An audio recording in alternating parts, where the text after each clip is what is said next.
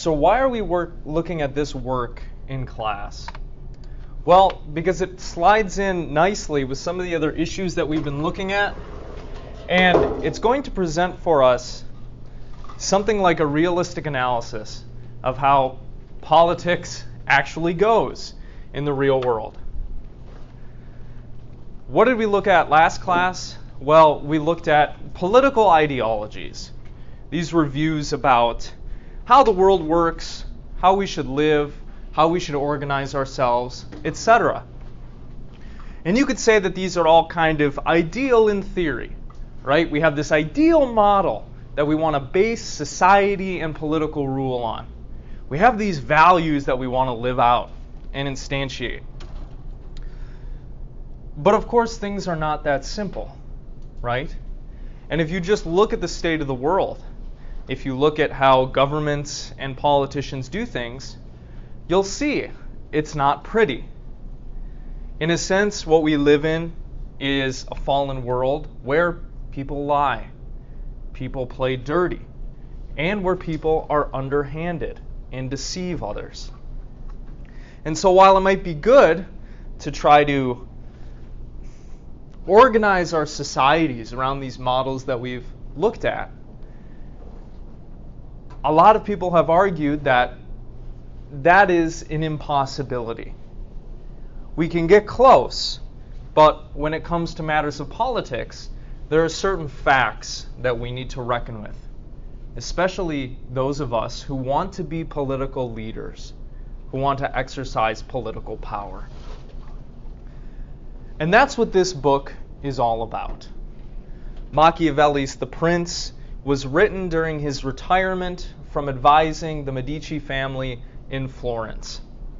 Now, they had ruled for a while, but during this time, they had been thrown out of Florence and out of Italian politics.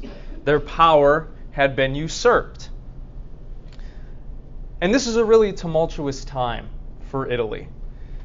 The Italian state is disorganized and it's exploited. You could say it's kind of being thrown around like a political football by some of the other European states at this time. And so it is a time of chaos and bloodshed, and again, disorganization. Machiavelli is writing this work for a number of reasons. One of them is to provide a realistic analysis of how these things go, how the game is played. But he's also writing it because he has a particular vision in mind. He was a student of history, and so when he looks back at European history, what he recognizes is that at this point in history, the Italian states are not united. They are not united like they once were in the Roman Empire, which is one of the greatest empires to have ever existed on earth, holding incredible amounts of power and wealth and influence. Machiavelli would like to see that restored. He would like to see basically the Roman Empire emerge again. He'd like to see the Italian states unify under a strong leader.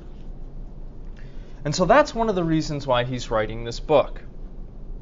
We could call it basically a handbook for cultivating and exercising political power. And this isn't something he's just, making up. Okay? Everybody has ideas about what is right and wrong. Everybody has these fanciful ideas about how to become a leader and what makes a leader good.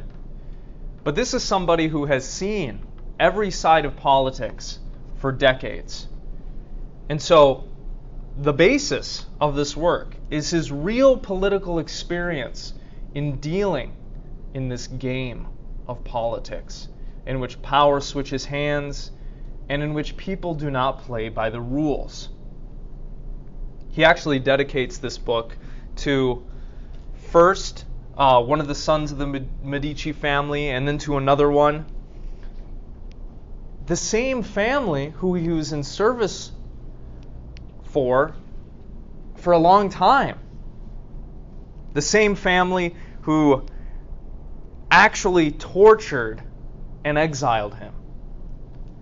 This is somebody who has experienced real torture, excruciating pain and suffering.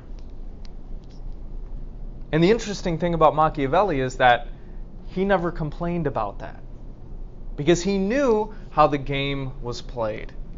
He knew how politics works. Even if you have friends who say that they're going to have your back one day and stab you in the back the next. So, this guy who had been tortured by whom he thought was his friends and who had suffered political defeats in the past, writes this very short, practical book in order that maybe someday someone might read it, hopefully one of the sons of the Medici family, and they can use it in order to unify Italy once more, to bring about again the grandeur of, well, what was evoked with the Holy Roman Empire. Politics is serious, in other words. That is what Machiavelli wants us to realize. Now, in some sense, this book represents a turning point in Western political philosophy. But in another sense, what Machiavelli is expressing here are ideas that have kind of been around forever, since the time of the ancient Greeks and Romans. In his book, The Republic, Plato argues implicitly, if not explicitly, that if we can cultivate virtue and excellence in people, get them to subjugate their appetites and their desires to their higher faculty of reason, and act appropriately, we could create a wonderful society in which people get what they need, in which people are happy, and in which they can work on themselves and improve and do great things. Thus, what Plato argues for is something like the rulers of a society should be moral people. Why? Well, if you have people that are moral rulers, they're going to rule justly, and the people are going to be happy, and everything is going to be well and good. But this point is challenged in the Republic by one of the interlocutors, a sophist that Socrates is conversing with, Thrasymachus. And what does Thrasymachus say? He says, what use is it to be good and moral and just if that kind of life gets you nowhere? If you lose in the domains in which it matters. And this is a problem that Socrates in the Republic tries to contend with. This is the problem that Machiavelli is ultimately writing about. While we want our leaders to be good people, to be kind, to be generous and loving and compassionate, ultimately that's not how the world works. And if you have a ruler who behaves like that, they're going to be a loser. And they might subject their people indirectly to a lot of pain and suffering, starvation and death. And so, while Machiavelli has come to symbolize all that is wrong and evil in philosophy, I think that is a misreading of what he's actually trying to say in this book. What I think he's trying to make us aware of are the rules of the game. How does politics work in the real world? Doesn't work the way that we want them to. So, if we're going to succeed in this realm, how should we live and act? And how should we think? That is what Machiavelli is exploring here. So in the sense that these questions about what kind of character we want our rulers to have has been around forever, Machiavelli's work is just another book in that vein, exploring that question. But we owe to Machiavelli at least some kind of respect for writing about how things actually work in the real world. Not just criticizing people all the time for falling short of the ideal, but actually providing us with a realistic, human-centered view of how politics works. Not the ideal view that is advocated for in Plato's Republic, for example. The philosophy in this book is based on what we might call a practical materialist view of reality. What does that mean? Well, just look at these words here. Practical materialist. Machiavelli does not believe that there is some God in the sky that is going to judge us. He does not believe that society is good and nice. He does not believe that people are naturally good and nice. Rather, what we have ultimately in politics is kind of an extension of nature. And what is nature? Do the animals all get along and love each other? No, they kill and eat one another in order to survive. That is how the world works. And that is how the game of politics is played. So if you're interested in playing this game yourself, there are a few things that you need to realize about how others are going to act and about how you should act if you're going to succeed. Nature is cruel, red in tooth and claw. And in nature, it's either you be a conqueror, you be a winner, or you get eaten and you be a loser. And that is how politics works as well. People do not play nice. They deceive, they backstab, and they use violence.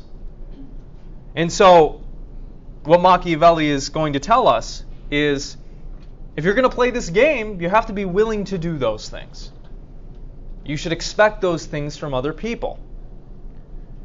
Because if you want to play the nice guy, you're ultimately going to get eaten. Somebody's going to come and kill you and take your power. That is just how it works. And so Machiavelli is not picky about the means that a ruler might use in order to establish their power, exercise their authority, and look out for the good of their people. No, instead he's going to say, look, you should do what you got to do. That's what other people are going to do. If you want to be a good person, go live in the monastery and pray to God. If you want to cultivate power and be a political ruler, you need to be willing to leave those kinds of moralities and rules behind. This is the general theme of Machiavelli's The Prince. And so, to quote Dr. Michael Segru, although what Machiavelli is saying here is a little unsavory, you might say it's too real, we can admire it because there's kind of a dark brilliance to it, like a black diamond that you cannot help but look at and admire for its truth and its beauty. Anybody have any questions so far? Okay. Well, let's dive a little bit deeper into this work then. I asked you only to read one chapter from this book. It's not a long book, but I think the chapter that I assigned gives y'all a pretty good overview of Machiavelli's thoughts and feelings on this game of politics, and how, if you want to succeed in it, how you should play and what you should expect. I'm going to start off by giving you just a few general notes. And then we'll talk more specifically about what this short chapter has to say about the kind of reputation that you should develop as a ruler, the kind of ruler that you should want if you're a subject, and the kinds of character that you should develop if you're going to play this dirty game.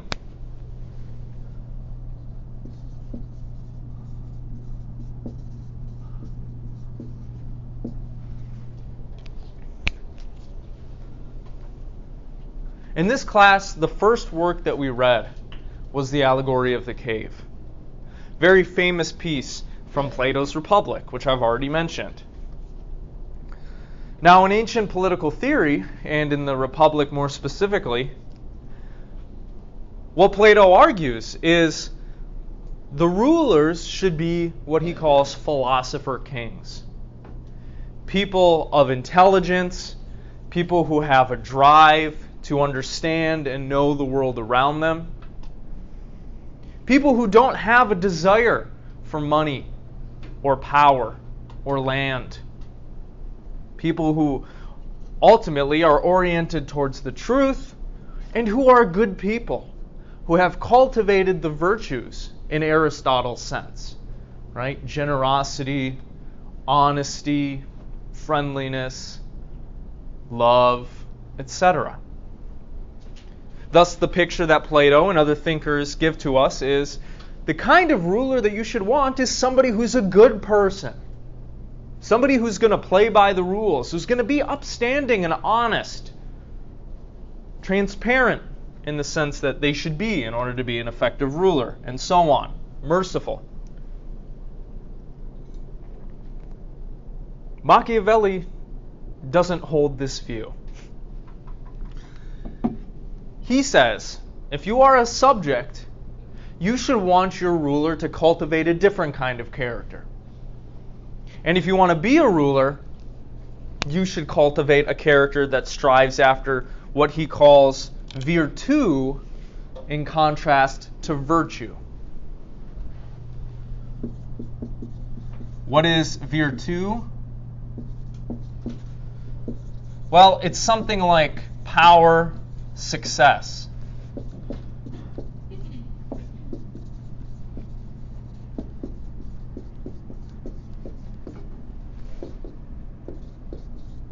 In contrast to what we might call virtue, which is like moral excellence, if you think back to Aristotle's view.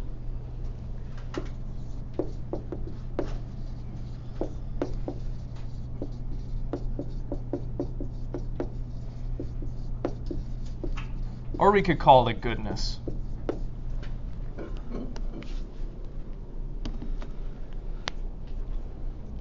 Why does he encourage this?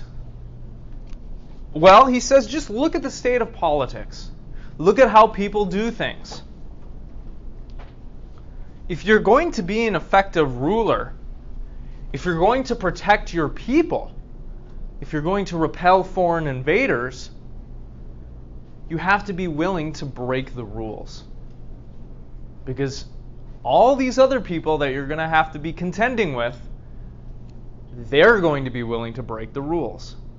They're not going to be good people in the upstanding, Christian, righteous sense. When it comes to politics on the world stage, how do people behave? Are they truthful and loving, honest and transparent? No. They are deceitful. They are ruthless. They engage in treachery. They appear to act good so that they can cultivate support from others and power and wealth from others. They make promises, but do they always follow through? No.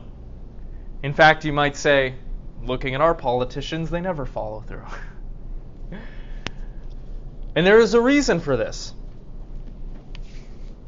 The reason is that this is an effective strategy in cultivating power for yourself, in being an effective leader and political ruler. And so, in this book, Machiavelli is going to say, if you want to play this game, you have to be able to engage in deceit, ruthlessness, and treachery.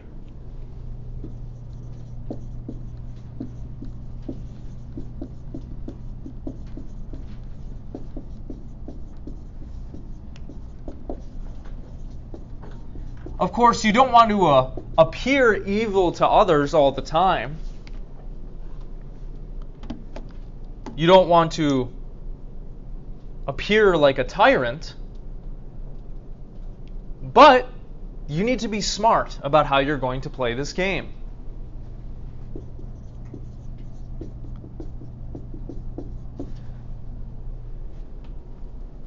One way of summarizing his view is you need to be able to act good and evil appropriately, in ways appropriate to the situations in which you find yourselves.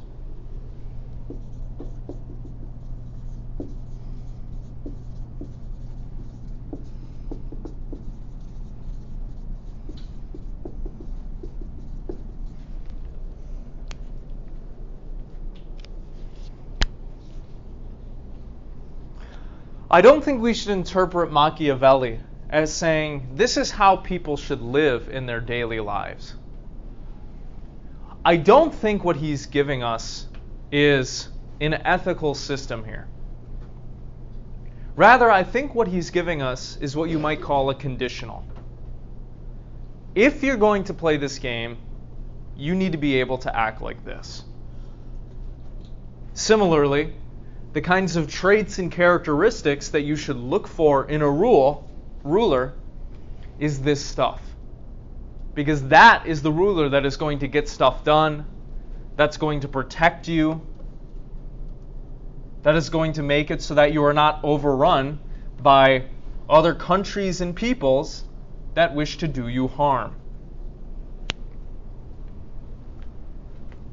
What we see in practice is that those who follow morality and what people call the will of God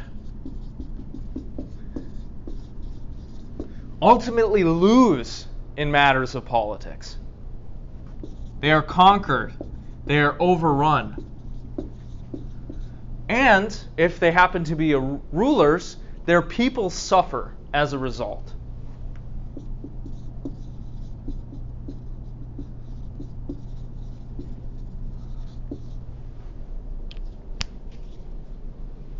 Thus, we can say what Machiavelli is presenting for us in this work is a realistic analysis of how politics works and guidelines on how to acquire and maintain political power.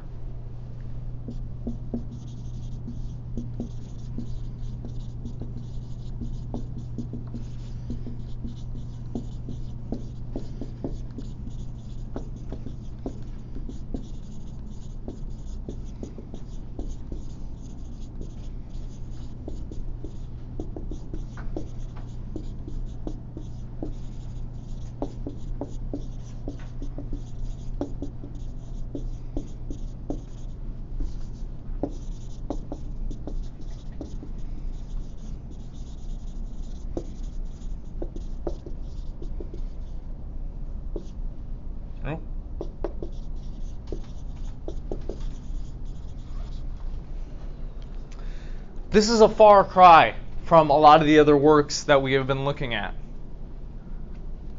The Republic, other works in ancient political philosophy, a lot of works in modern political philosophy, and a lot of attitudes that people have today. What do people say about the kinds of rulers that they want, or in our country, political representatives? When you talk to your friends, when you have political conversations, and you're like, who are you going to be voting for? What kind of person are you looking for? Well, what kind of person are you normally looking for? Somebody who says the right words, who's nice, who's honest, who's going to establish justice for people. right?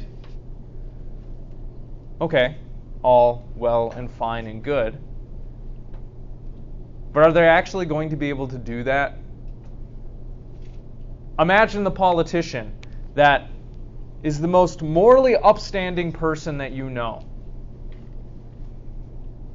What's going to happen to them once they enter this arena? And they follow to a T the Ten Commandments. They follow to a T all of those moral systems that you care about.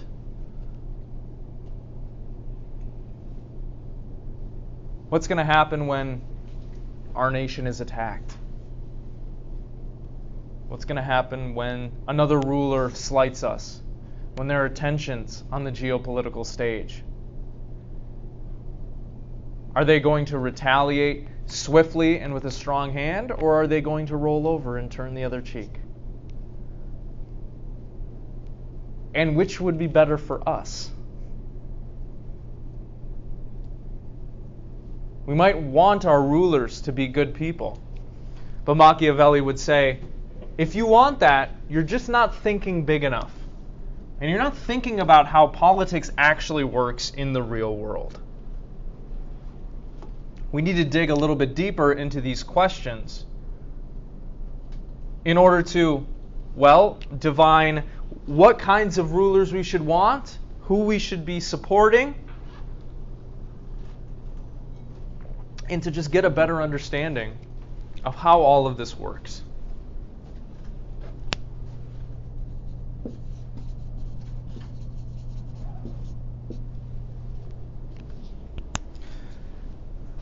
I asked you to read for today just chapter 17 of The Prince. And in this chapter, Machiavelli is going to describe for us the kinds of characteristics we should want our rulers to embody, the kinds of reputations a ruler should try to cultivate, practical guidelines with respect to, succeeding at this game for the good of one's people.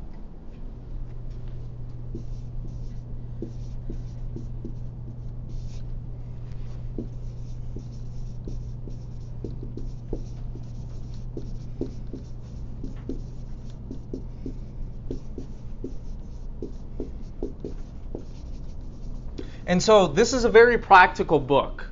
This is not like some of the other works that we've read so far in this semester, in this class, which have been very theory-laden and abstract, theoretical, in the cloud stuff, right? What you might think are, this is just the stuff I talk about when I get high with my friends. No, this is a practical handbook. This is a very practical short book. And Machiavelli does not pull any punches. He describes to us how all this works, and he gives us very clear guidelines on how to win, on how to be a conqueror.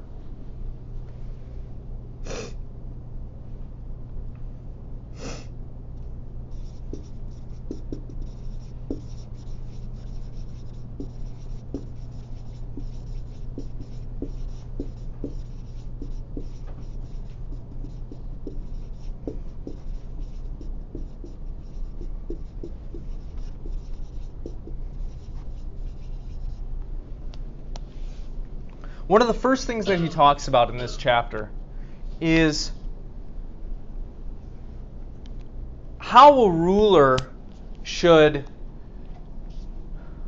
the kinds of feelings that they should inspire in their people in order to be effective, in order to make it so that they are not steamrolled by a competing people or a competing nation.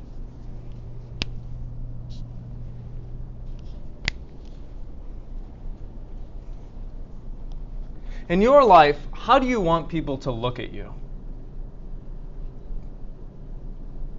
Do you want people to love you?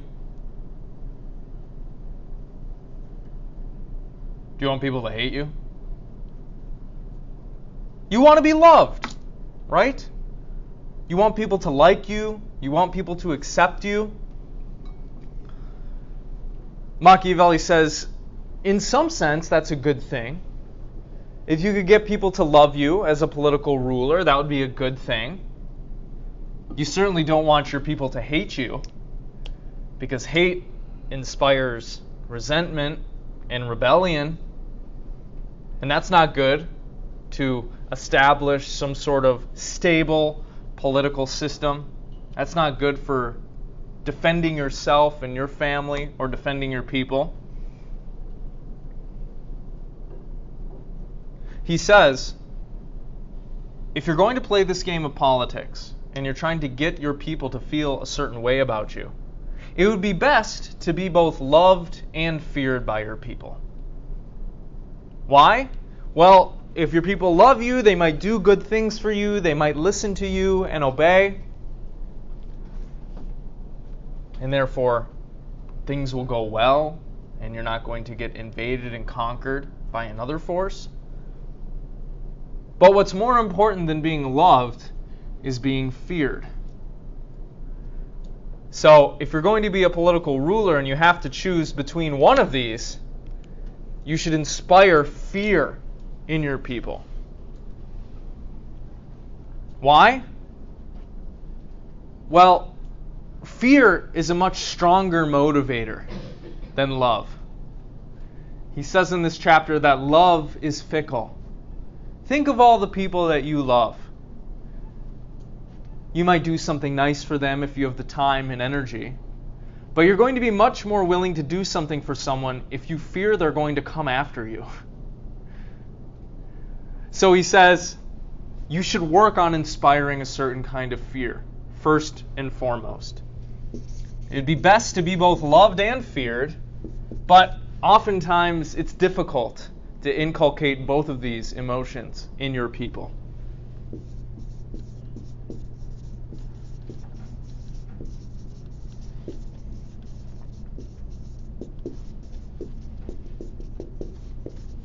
Because if you are feared, well, your people are going to obey you. You want your people to respect you. You want your people to know what might come if they don't follow the rules, if they don't do what you say.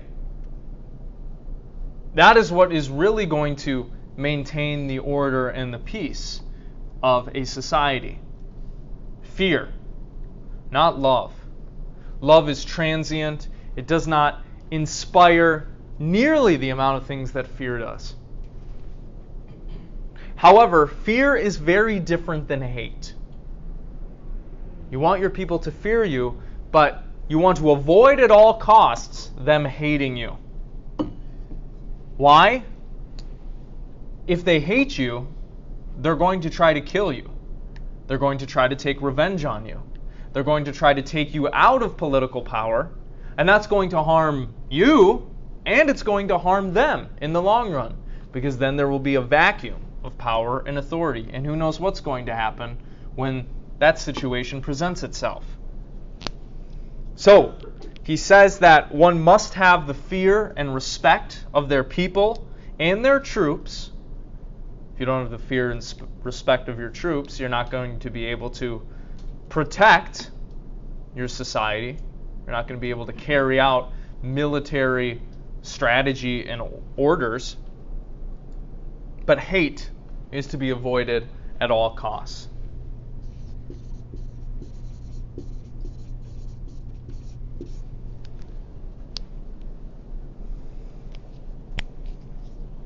So if you ever find yourself in the position of wanting to be a politician, Machiavelli would say, you should keep this in your mind. You want to appear good to people, but you don't want to appear weak. You should be appropriately strict and inspire the appropriate amount of fear, because that's actually going to get stuff done, and people are going to listen to you. Now, what kind of other characteristics should a ruler try to embody? Well, he says, if you're going to play this game and not get immediately destroyed, you need to cultivate the traits of both a man or a human being and a beast. And he uses the images of a lion and a fox to summarize this point.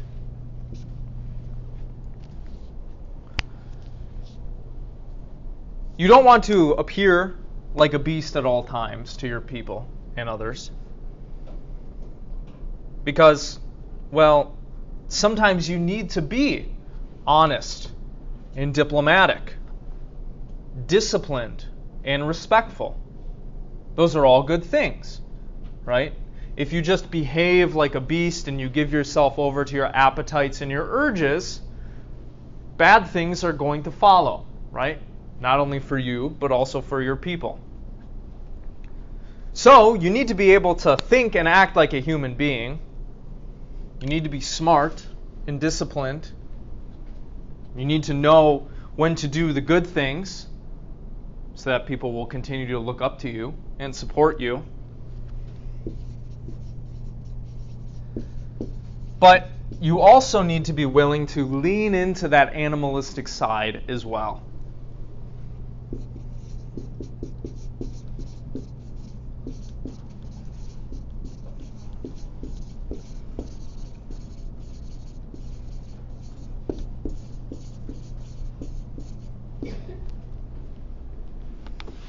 He says, when thinking about the kind of bestial characteristics you want to cultivate, you should try to be both a fox and a lion.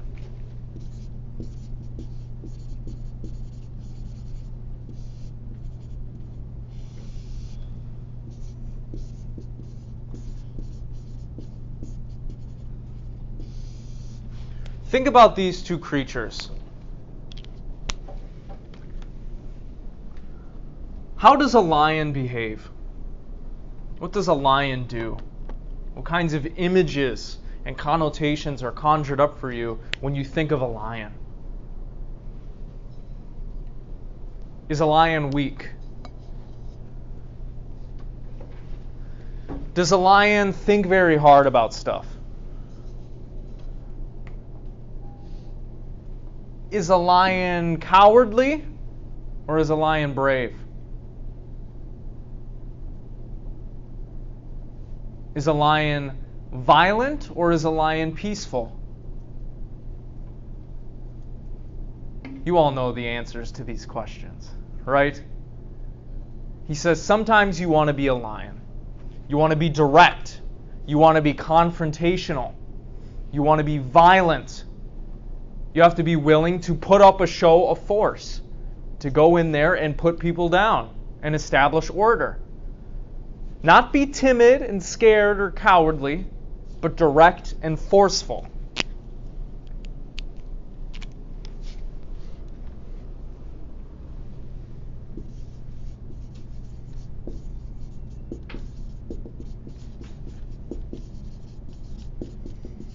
Now think about how a fox behaves. The fox plays a very different game, right? The fox is not as big as the other creatures. In a head-on confrontation, who's going to win between a fox and a lion? A lion, right?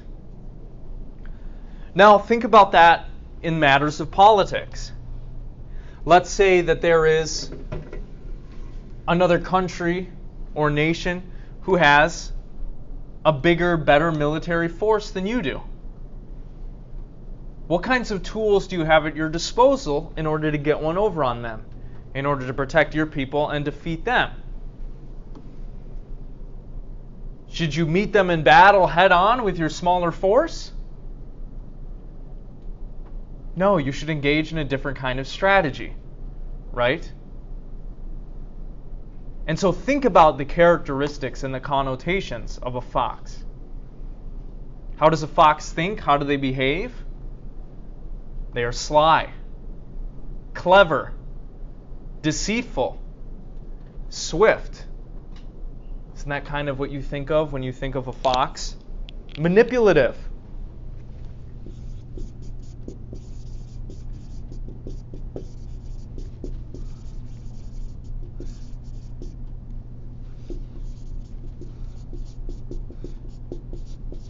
You have to cultivate all of these characteristics and know appropriately when to exercise them. Sometimes you will want to behave like a lion. You'll want to put up a show of force. You'll want to be direct and violent.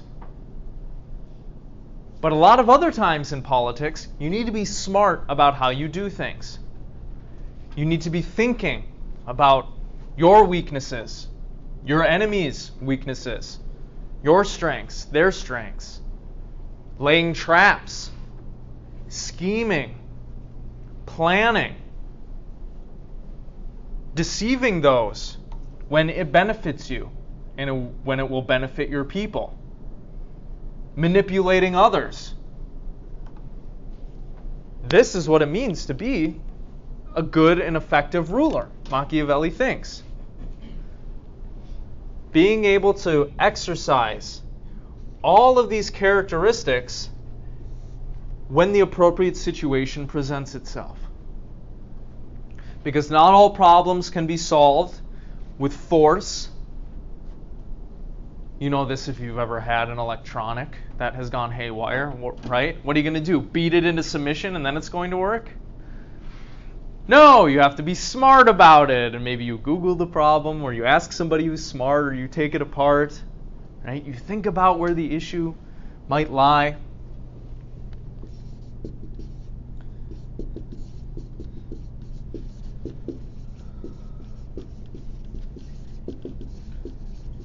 So you need to be somebody who can engage in these different strategies when you need to, in order to cultivate more power for yourself, maintain that power, protect your people, etc.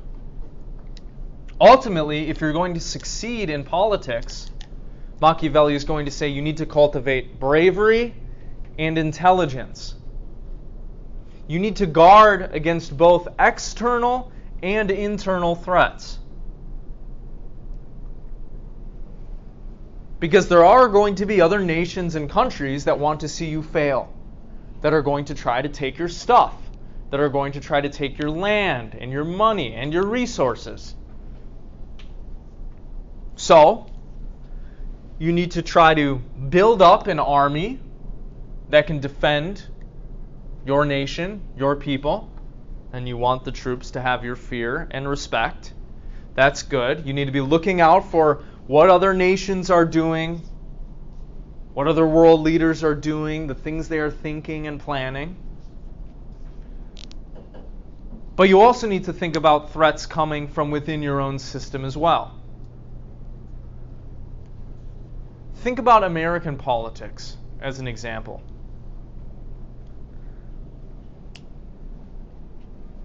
If you're not aware of who you might be able to persuade to be on your team, if you're not aware of who might have it out for you, how are you going to succeed in passing anything, in following the will of your people? You're not going to be able to. And there are always going to be those within the system that are going to try to take your place, wield your power, take that for themselves, and exercise it for their own ends. And so you constantly have to be watching out, not only for what other leaders and nations are doing, but looking intensely at the people within your own court, potential domestic enemies. One of the examples that Machiavelli provides that he thinks really shows how a good leader thinks and acts was mentioned in the video, but I'll mention it again here. he uses the example of what Cesare Borgia once did, who he thinks in this book is a good archetype for effective political ruler. He tells the story one time about how this ruler conquered the people of a neighboring land, okay? Destroyed their military, and now they're occupying this land, and the people who live there, well, they don't know this guy, right? They were just conquered by some sort of foreign invader. How do you rule a people like that? How do you get them on your side? How do you get them to follow you? Well, evincing the characteristics of both a lion and a fox, this is what that conqueror did. He called his second man in command to him, secretly. And he said, I want you to go in to this area, and I want you to put the fear of God into these people. If anybody talks bad about me, or you, or our people, you kill them. If you need to set an example, you rape their women, and then you take their land. You engage in violence and bloodshed. Really put these people under your thumb, okay? I give you complete control and power over this area until further notice. Go really show these people who's boss. And so, this guy went and did that. He went to the area, and he was not afraid to behead people, to take their things, to hang people in the public square. Really instilled a lot of fear and terror within them. And hatred, right? Because who's going to like some random guy coming in and killing them and taking their things? And they don't have the power or the military force to fight back. They're just under this guy's thumb. And so the ruler who sent this guy to do this lets that go on for a little while. He lets the fear and the hatred and the resentment foster. And then what does he do? When the time is right, when he gets word from some of his other underlings that the people really do fear and hate this guy that he sent there to instill fear and terror within them, what does he do? In the dead of night, when everybody is sleeping, he secretly goes in there, arrests this guy, his second in command, murders him, and hangs his body in the town square. The people wake up, and they come out, and they see this guy that has been terrorizing them for months, dead, ripped in half, hung up, his lifeless body, blood dripping down the stakes that he's been impaled on. And they're like, oh my God, what the hell happened to this guy? I mean, good, we don't have to deal with him anymore, but what happened? And then the ruler triumphantly comes out after all the people have gathered. And he says, I heard this guy has been doing these terrible things to you. I can't believe that he would try to instill fear and terror within you. What a horrible guy. I did not want him to do this at all. What a terrible person. I promise to lead and rule over you with love and respect. This will never happen again. And the people just eat his words up, right? Having been rescued from this tyrant that they don't know that he sent in secretly, now they look at him as a god, as a wonderful savior. That is how you capture the hearts and minds of a foreign people. That is how you play this game well, okay? And that's how you have to think and act, Machiavelli is going to say, if you're going to be an effective ruler. Those are the kinds of things that you have to be willing to do. You have to be willing to get your hands dirty. And this is what we should want from our rulers. Why? Well, because they're going to have a bunch of incentives in order to protect us and maintain their own power. We should want someone who's going to be willing to get their hands dirty. We should want someone who's going to get one over on our political enemies. We should want someone who is going to behave like a human sometimes and like a beast other times against those who would oppose and try to control and dominate us.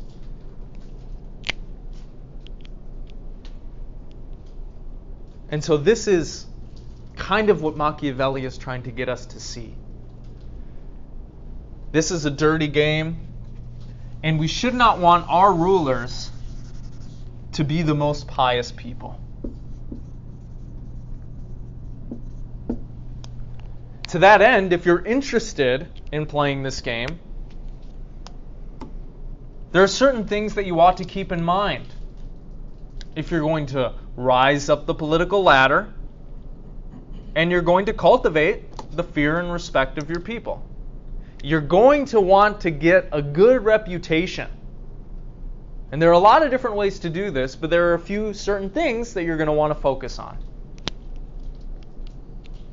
He says in this chapter that your reputation as a ruler is way more important than actually being good.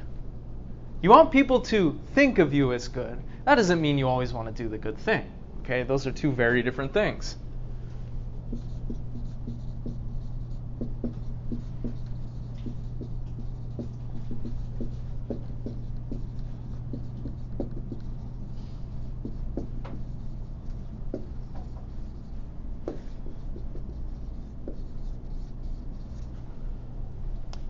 What kind of reputation should you work on cultivating? Well, you will want to appear compassionate to your people. That would be a good thing, right? We've already talked about fear and love. You want to appear compassionate, loyal to them, humane, honest, and in some circumstances, it might be good for you to appear religious. Might be good for the press to get a shot of you at church, praying for the American people. That would be a good thing.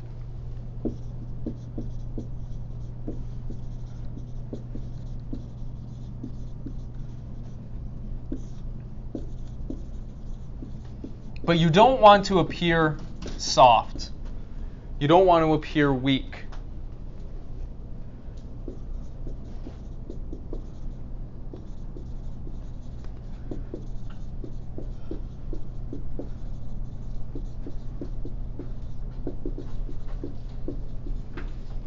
Why do you want to appear to be these things and not necessarily actually be them? Think about how people think and act. How many times have you done the good thing and people didn't recognize it because it didn't look to them like the good thing, and they hate you for it, and they distrust you, and they shame you, and they kick you out of their friend group? Machiavelli says people are superficial, and the lay people, the masses, even more so. Okay, they're not that smart, and they judge by appearances.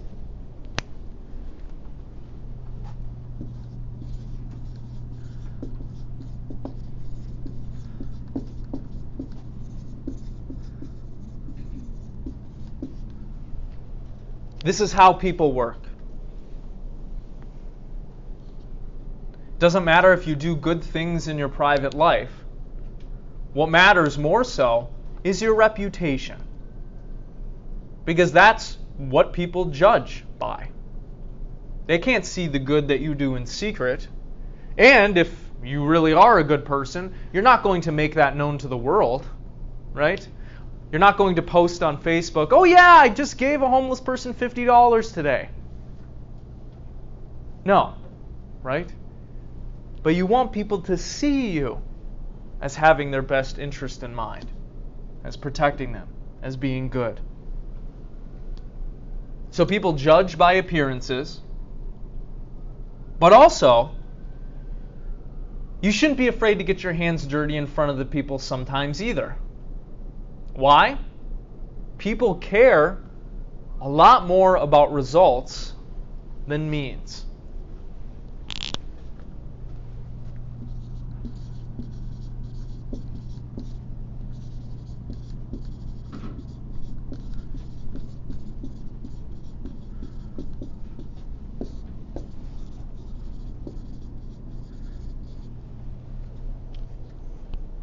Ultimately, what people care about is that they are protected, that the economy is all right, that there is some opportunity for them,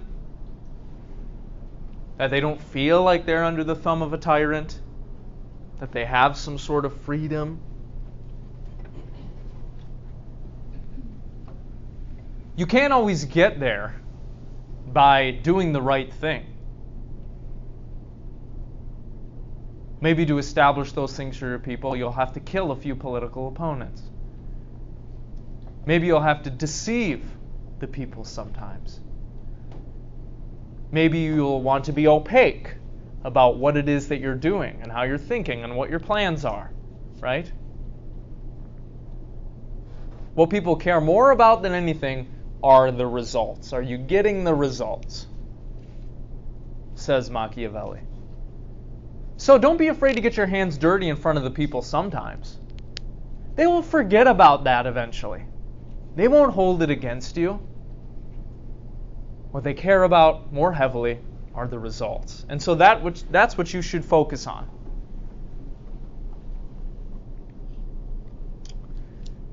He says that a ruler should give the impression of greatness. You should want to be somebody that they can look up to, that they think is like a great person. And being seen as a great person is very different than being seen as a good person, right? So you'll want to give an impression of greatness, of being spirited and serious about your rule, about your plans, about caring and protecting for the people. And you'll want to appear strong. You'll want to give to them an image of strength and decisiveness when you rule and when you carry out these plans.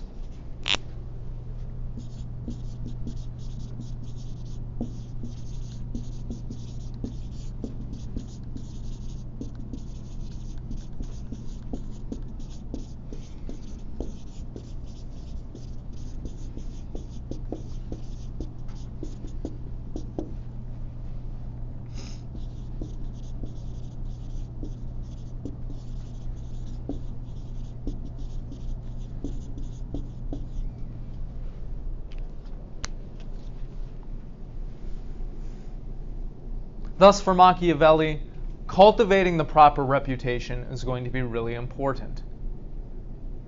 And really, today we're only touching on a few parts of his political philosophy. So, what I'm not giving you here is the whole picture. We don't have the time or the energy to do that. But we're hitting on some of the high points.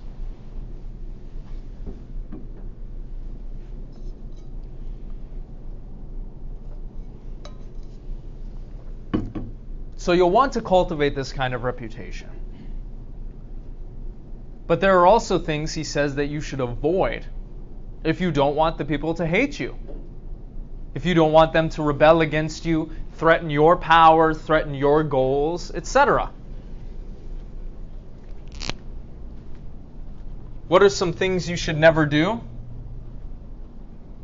Well, you should never seize your subjects' property or women, he says. That is a stupid move.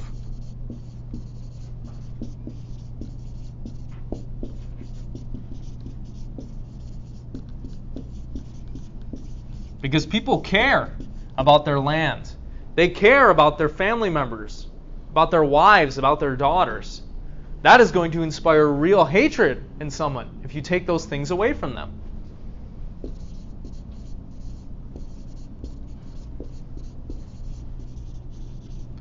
So you should avoid doing that. I mean, think about if a politician did that in the U.S. today. Just started taking people's land and houses. They would get turned on right like that. Even their most staunch supporters would dismiss them, criticize them, maybe call for their death, right? If you took away their home or their land, their property.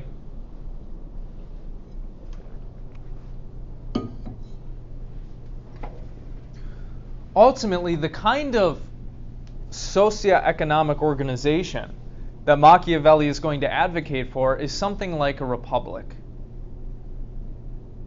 It's similar to what we have. We have a democratic republic where we elect representatives who then rule on our behalf. That is a complex system. There are a lot of moving gears there, right? A lot of things to consider, a lot of people to contend with that you have to work with, that you might have to get one over on. And so, with that perspective in mind, you can kind of understand why he gives us these guidelines for cultivating and exercising political power. This is a treacherous game. This is a game of life and death. And if you're unlucky, torture and a lot of pain. Just like what he went through. You might think that this stuff doesn't happen today, but it does. It just happens secretly, right? Think of all the people from other countries that our government tortures. Water boards, etc. So this stuff happens. When you are playing on the political stage, whether you are up in front of people or not, these are the consequences. And so you need to take this seriously. This is not a game for the faint of heart. You'll need to cultivate bravery and intelligence and experience in political matters if you want to succeed. If you don't want to get stabbed in the back by your political rivals or your people.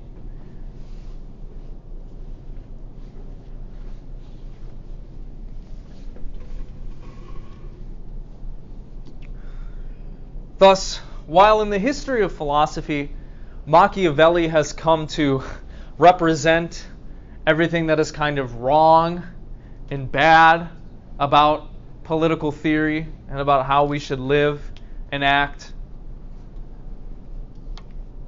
I don't think we should interpret him as an evil person. His philosophy arose from a very tumultuous, chaotic time. He's just telling us how things are, ultimately. He's going to say, look, as much as we want people to be good and truthful and nice, that is not how the game is played. And you might link that up to our present situation. Within the last century, we have developed weapons in the first time in human history that could completely annihilate all of us and destroy the planet that we live on. We've never had that power before, but now we do. And so with all of these existential threats looming on the horizon, Machiavelli compels us to ask the question, what kind of person do we want fighting on our behalf? Especially in the tenuous situation that we're in now, where there are worries about nuclear war, genocide, death, human rights violations, biowarfare, and so on and so forth. Do you want the pious Christian priest being president of the United States, who's going to be nice and turn the other cheek? Or do you want somebody who is going to kill and lie and scheme for you? Machiavelli is going to say you should want that second person. Because odds are they're not going to lose. there's a higher probability that they will keep you safe and protected from threats.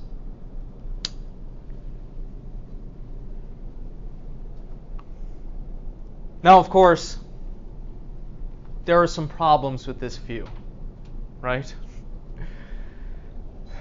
We want people to be good and nice. We want people to be loyal and compassionate and to actually serve our interests, not just to try to achieve their own ends, right? Well, Machiavelli does present us with what I think is a realist, pretty truthful analysis of how politics is done and how this game is played. You should ask yourself, if you were in the role of ruling, of having power, would you want somebody like this in your cabinet?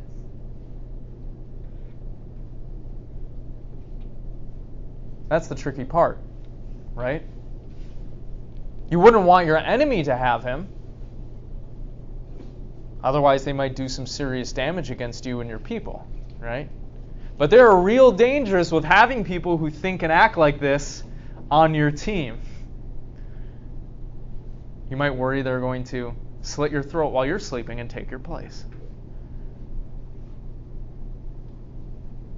So, the guidelines, the philosophy that he presents for us, it's in a precarious position. We could recognize the truth and value of it, but we might also be a little bit apprehensive in utilizing it or gathering to ourselves people who think and act in this way. But maybe putting a team like that together is going to be a necessity. I don't know. That's something that you'll have to think about.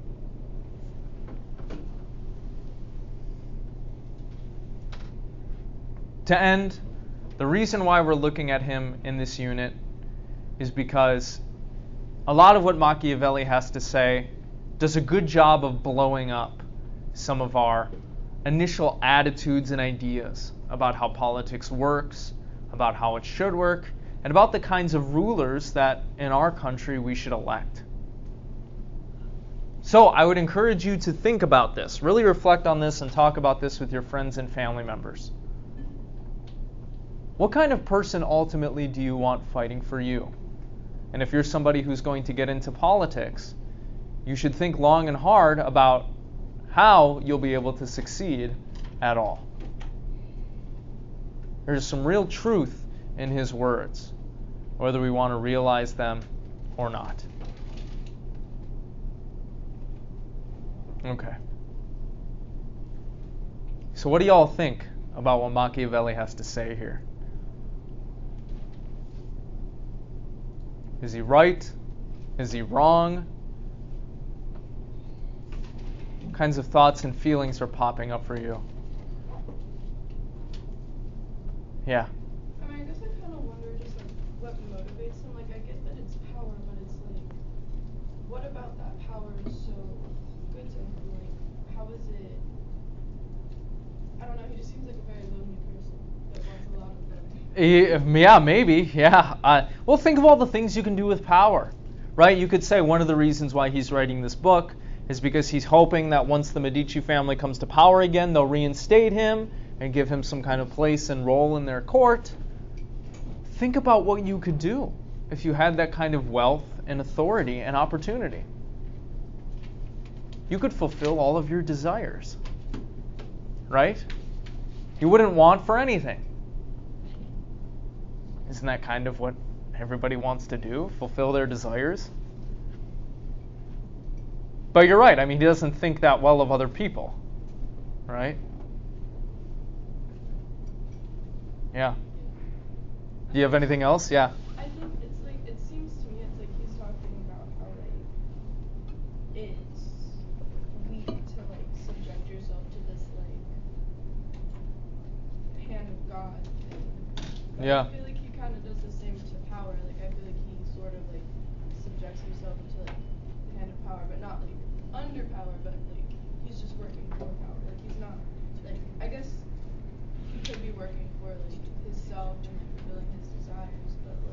I just wonder what those desires are. It's like, Yeah. Well, we know one of them was he had this grand vision. He wanted to see the grandeur and the glory of the Roman Empire restored. So he is anchoring himself to some sort of, really grand idea about what he wants to happen.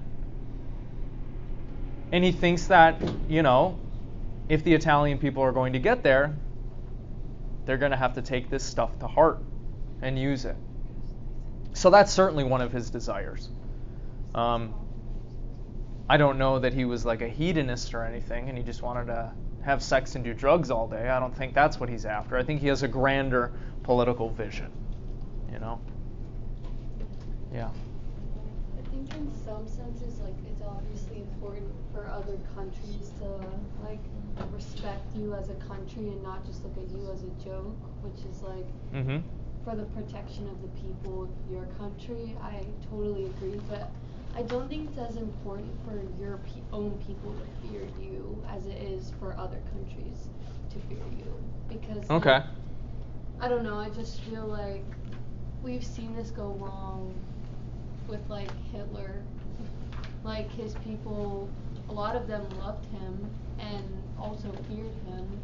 And although his execution of what he wanted did work, it's also scary when you put people who are smart with that execution who have bad intentions.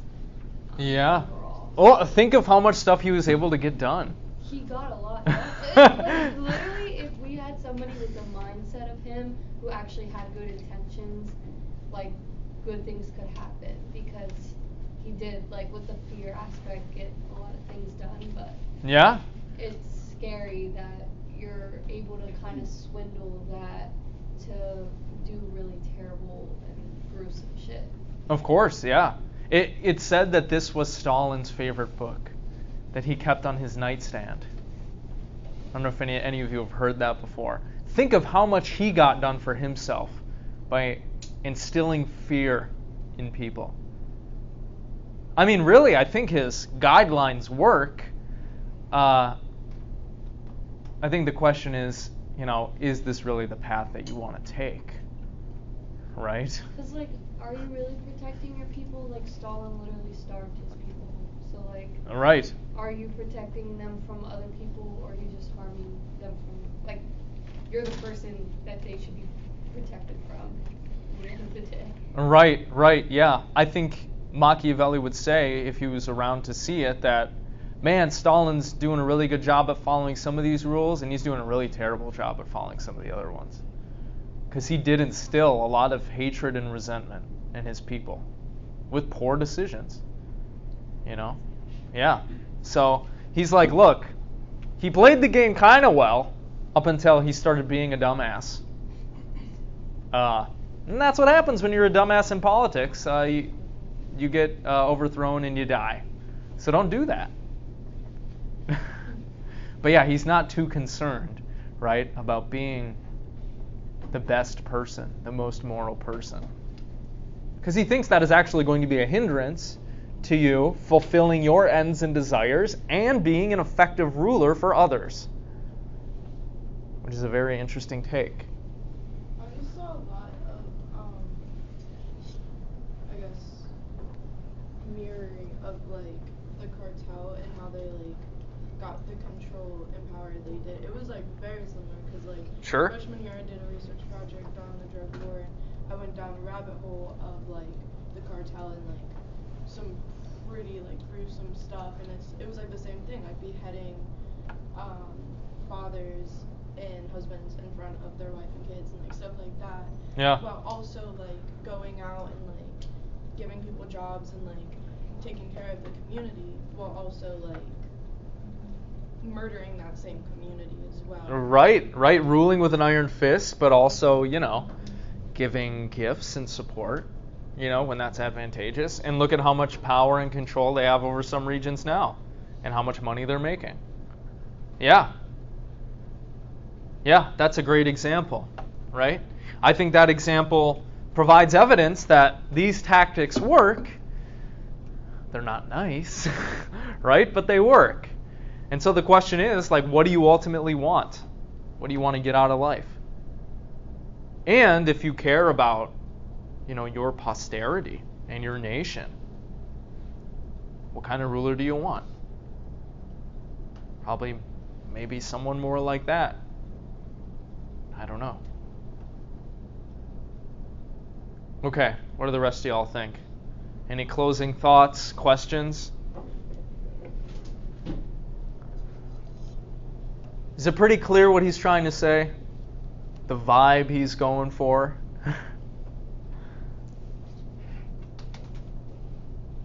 Okay. Well, if nobody has any questions, we'll end a few minutes early here. I hope you found this interesting, enlightening. We'll continue on in this unit on Wednesday. And so I will see you then. Hope you have a good Monday and Tuesday.